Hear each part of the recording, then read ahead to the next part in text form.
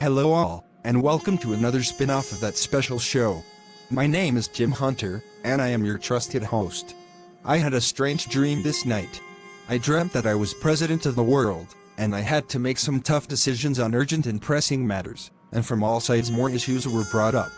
This next segment will approximate what the dream was like. It's probably more coherent than the actual dream was.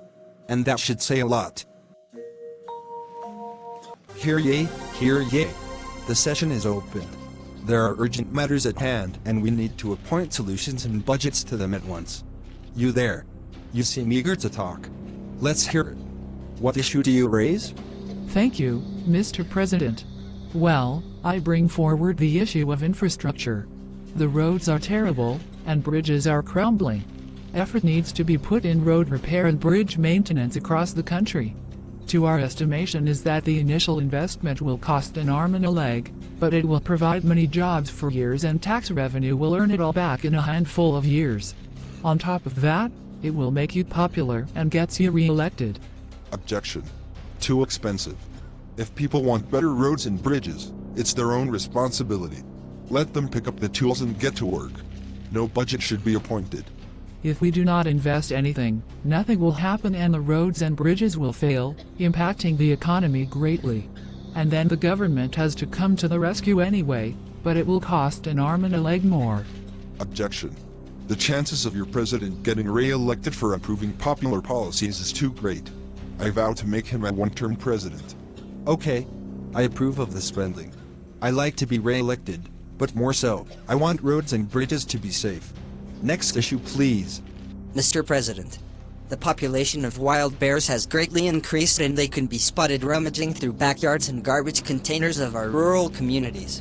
They pose a threat to the children. We need more guns and ammo to shoot all the bears.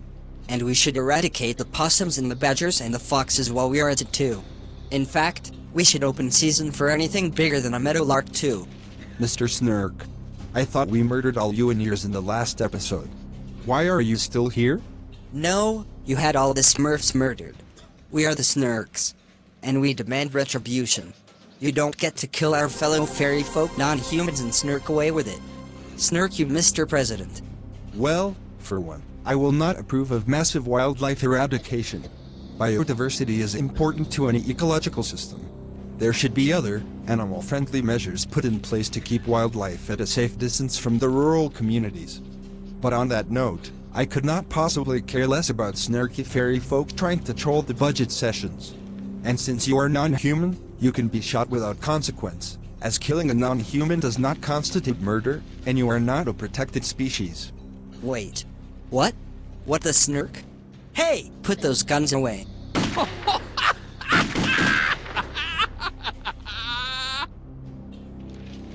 Next issue, please. Right. Well, on behalf of the creative community, we would like more budgets appointed to support struggling artists, so that they don't have to take menial jobs to support their livelihoods, and can focus on making their art instead. Objection. All citizens should contribute to society and earn their livelihoods in a fair and honest manner. Just because artists enjoy slacking, doesn't mean they have a right to get free money to do that. Mr. McGrumble, it is not about slacking or drinking booze all day. We artists want to contribute by giving the world our fruits of creativity to enjoy. But if we are forced to work menial jobs, not only do we not get to produce our art so much, we also waste energy and motivation on things we don't like. We become less happy, and as a result we make art that does not emanate love and happiness as much as we would like. Objection. Not my problem. I hate to admit this, but I agree. If your art or music is appreciated well enough, society should own up to it and award it accordingly. There are many ways to support artists, and it has to come from society itself. Individuals with money to spare who appreciate the artists in question should consider handing small donations to those who they would like to support. But nobody does that. People consume and consume, but the music market is flooded, and people don't even get to listen to the stuff I make in my bedroom. Keep working on it, buddy. There are unemployment programs and other support options out there, but there is no strong reason to inject budget in the artist community from a government standpoint. Here, this truly is a matter of the population's responsibility. Great, thanks a lot. You are such a great help. Not. Next issue, please. Mr. President, I want to forward the issues on gender equality and gender identification. It seems that women's sports teams are not supported equally as the men's sports teams, and transgender athletes are discriminated against, not being allowed to play in their preferred as identified gender sports teams. That seems a delicate issue. Professional sports teams are businesses like any other, and revenue should be invested in faculties for the various teams accordingly. But there's also a matter of investment. For sure, there cannot be discrimination on basis of gender. If a women's team is bringing in revenue, it should be invested in faculties for that team. If the men's team bring in more revenue, then that's how business works.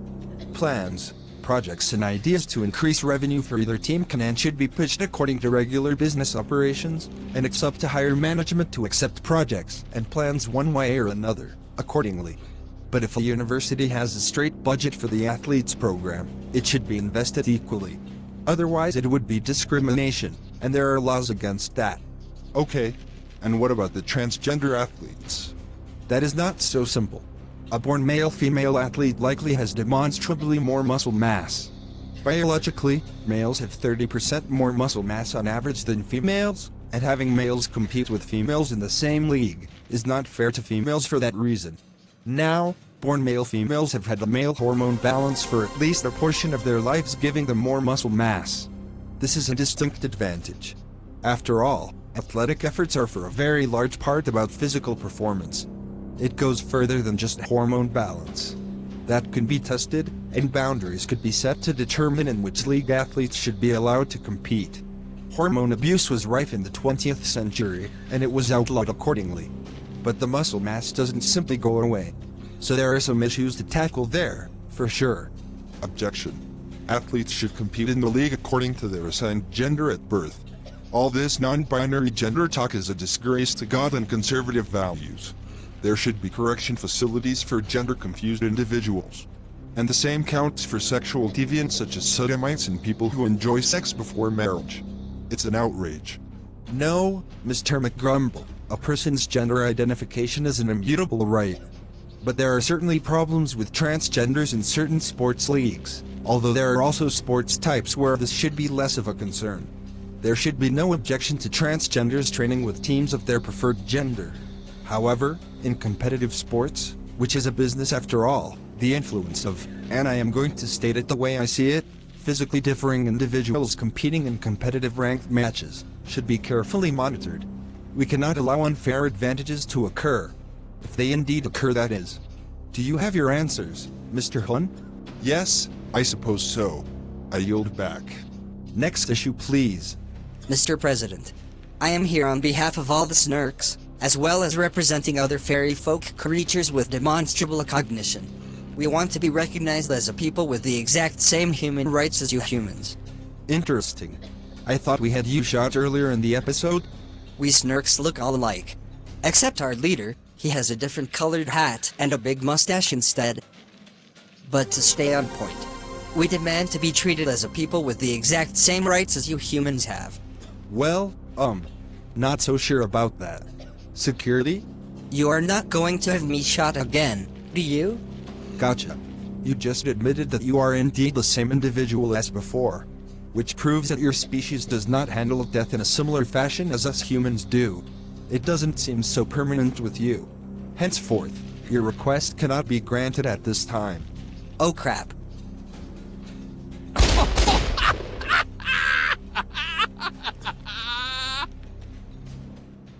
We have time for one more issue. Please speak. Mr. President, why are you wearing heart-shaped glasses, and what is up with those pants? What? You have those pants with hearts on them. And you have long hair and this poofy beard. What is up with that? Why is your name Jim Hunter? Who voted for you anyway? What? Really? What does this have anything to do with anything? Do you have a specific issue you want to address? Is there a budget to a point? Why do you comment on the way I look? Who are you anyway?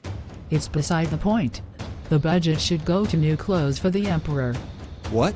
What are you talking about? Wait, am I asleep? Do I need to wake up? How do I wake up? No, let me out.